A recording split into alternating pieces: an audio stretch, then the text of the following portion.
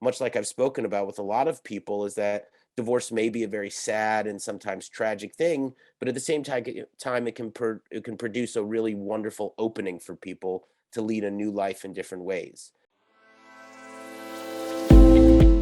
Hi, everyone. Thank you so much for joining us today on Divorce Right, HR Solutions for Divorce in the Workplace. My name is Vicki Townsend, and I'm the president and founder of Divorce Right. We have a solution for the issues that divorce can cause to your employees and to your company's bottom line. And today's topic, it's a very interesting one. Today, we are going to be talking about divorce in the Jewish community. And I am joined today by Rabbi Noam Raucher. Noam is a certified coach who focuses on, in no particular order, healthy masculinity, spiritual growth, relationships, and divorce.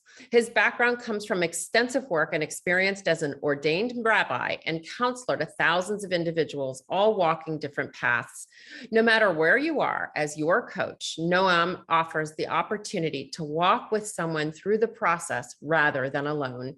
When not coaching, Noam is either playing with his kids, hiking trails in Southern California, enjoying the beach, learning something new, or searching for the best breakfast burrito in town. Did you find that, Noam? Have you found that one yet? I'm still searching, but I had a really good one this morning. It wasn't as tightly wrapped as I've had other ones in the past, but the contents in and of itself, that's what really matters, I think. And that was good. Sometimes that's all you need, right? But I do Exactly. prefer them to be a little tight, tightly wrapped so that nothing falls out. Because Maybe grilled a little bit. Yeah. it does. Well, Noam, let's just dive right in. So what's the dirty little secret to Jewish divorce, to the Jewish divorce journey that many might be unaware of? Sure. So for the most part, it's how divorce is, I would say, responded to or received in the Jewish community, right? Judaism, like a lot of faiths, is built on the idea of family and an intact family unit, right? It starts with marriage and then it goes to kids. And eventually you have this family in which the values that those cultures and those faiths pass down, particularly in Judaism, it's done in the family unit, right? Books have been written about this, scholars teach about it. And so divorce is generally seen as something that breaks that fabric. For as natural as divorce is, not only just in terms of life, but also historically, right? Divorce is right there in the Torah, the beginning of the Jewish Bible, alongside marriage. And so it's been there as a function of life and religious life and a faith-based or spiritual life since the creation of marriage. And so part of it is that the dirty little secret is that institutions and organizations are generally poor to respond to divorce. They don't know necessarily what to do. They might not have the staff to respond to it. Staff who is present may not necessarily know how to respond to it specifically. There certainly isn't programming available. And then there's also kind of the general communal feel, right? If divorce is something that tears at the fabric, like we said, of family life and maybe cultural life as well, then, if everyone else is married, how do you feel in the context of that? Right? Do you and your ex, first of all, split time at the synagogue? Is that something that gets broken up in the settlement agreement? What happens to the kids when they're in a faith-based supplementary school, right? How are they treated by other kids whose families are intact? And again, where family is such a central emphasis of the faith and of the culture. And so generally, it comes down to communal support in that way, right? And those institutions and organizations were there for communal support.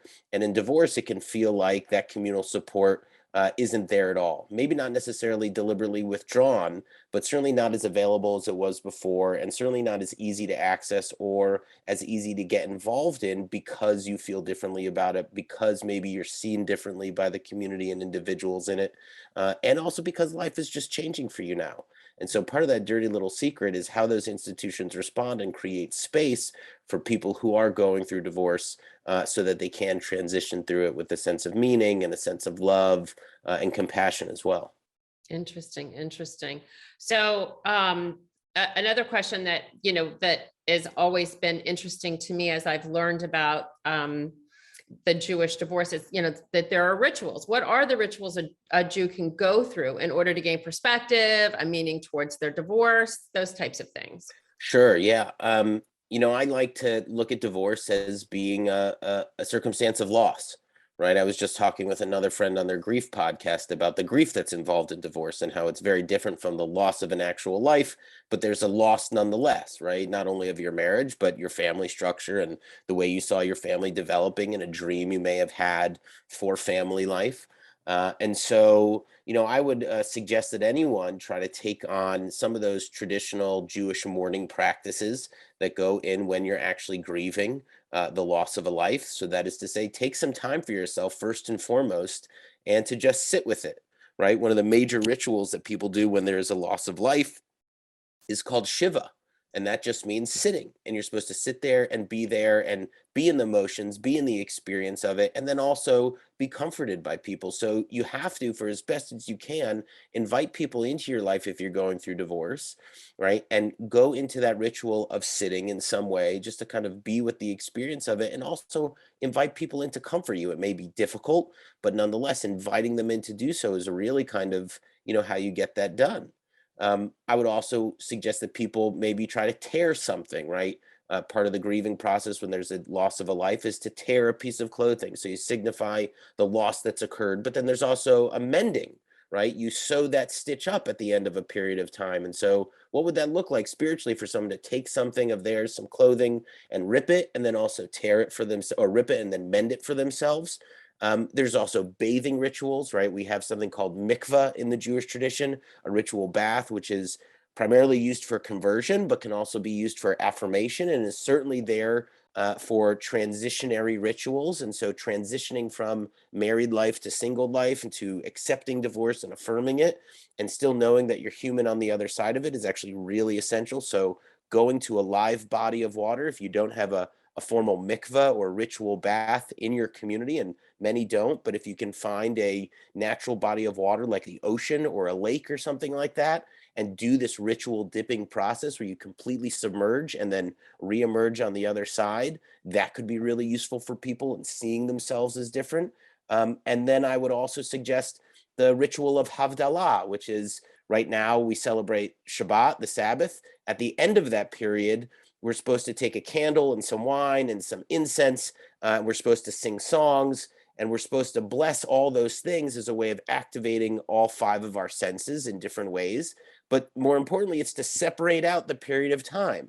And so doing a Havdalah ritual can help us separate out literally the separation from the married life to divorce, and to also honor the separation by knowing that those things come naturally in life, and that there's nothing wrong with separating, and that may very well lead to something new and beautiful. Much like I've spoken about with a lot of people, is that divorce may be a very sad and sometimes tragic thing, but at the same time it can produce a really wonderful opening for people to lead a new life in different ways.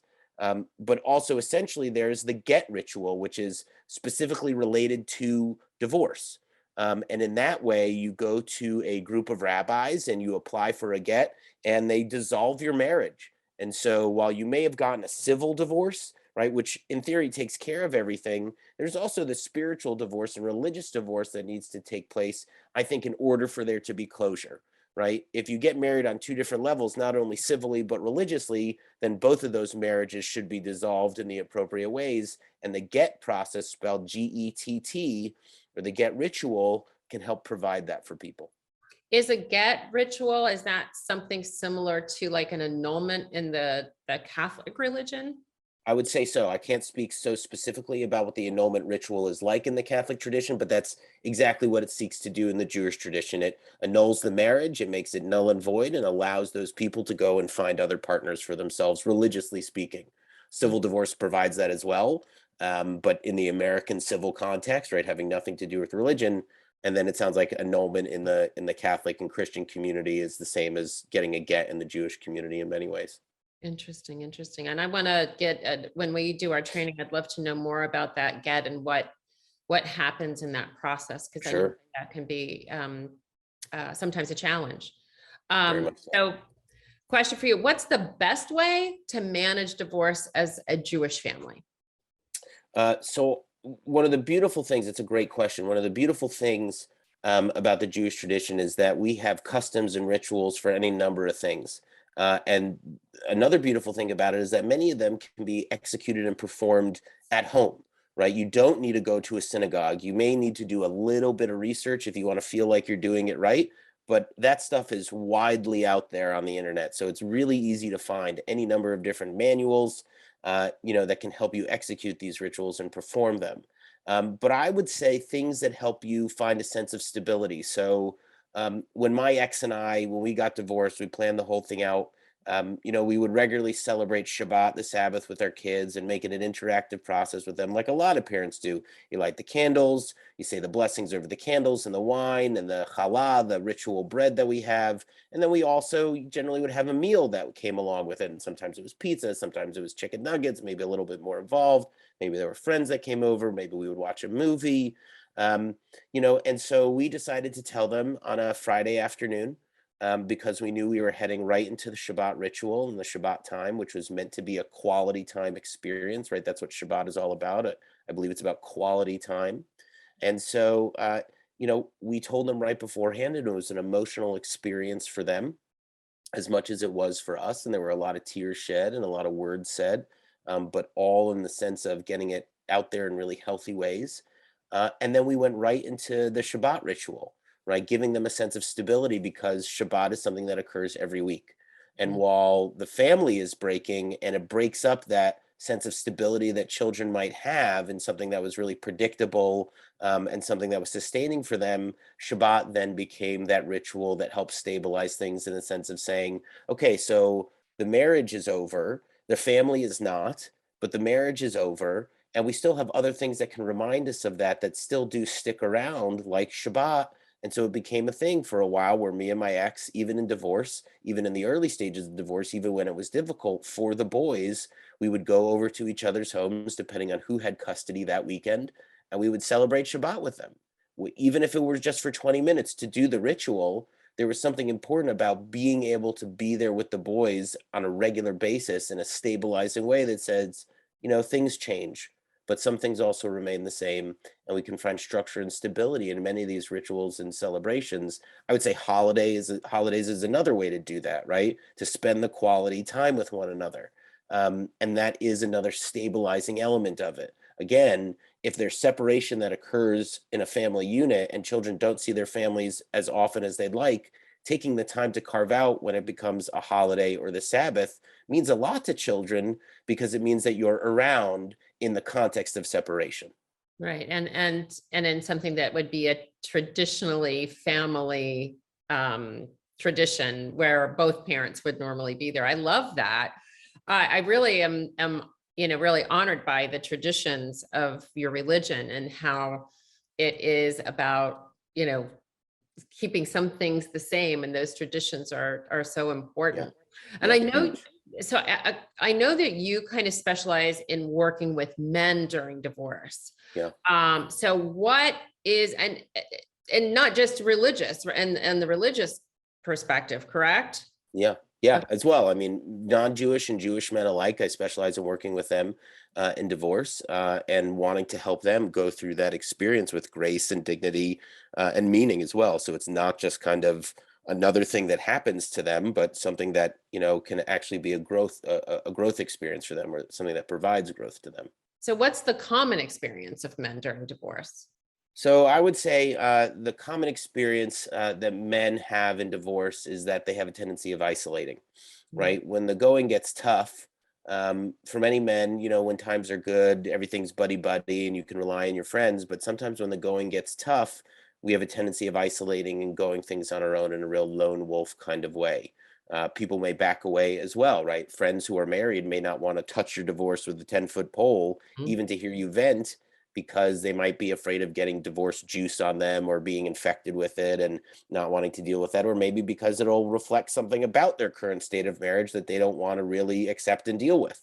So, isolation can actually come from the self because you don't want to reach out to people for help, you're afraid of seeming weak, and also because people don't necessarily want to help, like I said, because they'd rather not be around divorce at all. So acknowledging the pain that goes into divorce, and acknowledging the isolation that you feel is actually really important. And then finding vessels by which you could put that pain and that confusion into is actually really helpful. And whether that's, I belong to a men's group for the past couple of years, and we still meet regularly, and finding other groups, or maybe finding a therapist in which you could speak to, or even going to your pastor or rabbi or priest or imam, right, to speak to them, right, and just vent, and being able to share of yourself and be seen in a real loving, non-judgmental way is really crucial. I recently started a divorce group for dads. And there's guys from all over the country. We meet every other Monday, and it's been really useful just in guys sitting there and being able to share with each other about what they're going through, and then also hear from other guys about what they've been through. And so the cross-pollination of ideas and shared experiences really helps build a sense of community in the face of this isolation that might, again, be self-imposed or be outside of our control, because the natural resources that we had prior to divorce aren't there anymore. Right. And then they get to know that they are not alone, right? That the way that they isolate themselves makes them feel alone. But when they hear from other men that are going through some similar struggles, it must be very comforting for them and give them a sense of, hopefulness, I would imagine. Absolutely. So as we wrap this up, Noam, can you kind of give the HR directors and some supervisors that are listening today some tips on how they can help someone in their company that is Jewish, or maybe just a male that's going through a divorce? How would you recommend HR managing and helping this process for those in the Jewish faith? So I appreciate that. And so I'm going to suggest that, while HR is really kind of like legally focused in many ways, right? Appropriately so, right? And also, focused in a managerial way, I would ask that they put on, a spirituality hat, which is to say, ask people how connected they are, right? So asking a man, Jewish or not, how they feel about the divorce, right? Giving a chance to really open up, right? Even in a professional environment, so they don't have to put on a mask, right? And kind of drum down their emotions, but that they can at least be seen in a safe and non-judgmental way is huge. So asking them about how they feel and how they want to feel, right, are very important questions. So not only about the experience they're having right then and there, but also what they hope for themselves in that way. How much further down the road can they really see themselves, and maybe work towards that, right? And so asking them about kind of what they've learned about themselves in the process of divorce, and what they hope to see about themselves in the process of divorce, right? Relating the idea of the hero's journey, which is this idea of the departure, the ordeal, and then the return, right? A huge period of growth. This is found in a lot of ancient mythology as well, and constantly pops up now in modern stories too, as just a major theme of transition and growth, right? The departure is the divorce, and the ordeal is still going through the divorce and adjusting to that. And then the return is kind of accepting that you're now divorced and moving on and still living your life in other ways. And so it's a matter of, how do you really see yourself in that process, right? What's going on? And so, maybe HR professionals can use what's called the Wheel of Life exercise, which is found anywhere number of places on the web. It's for free. It's a great personal evaluatory tool from a 10,000-foot perspective, in which it asks you just to rate on a scale of 1 to 10, 1 being not so great and 10 being great, right? Where are these things in your life, like career and family and friendships and community and health and wealth and spirituality and hobbies and creativity?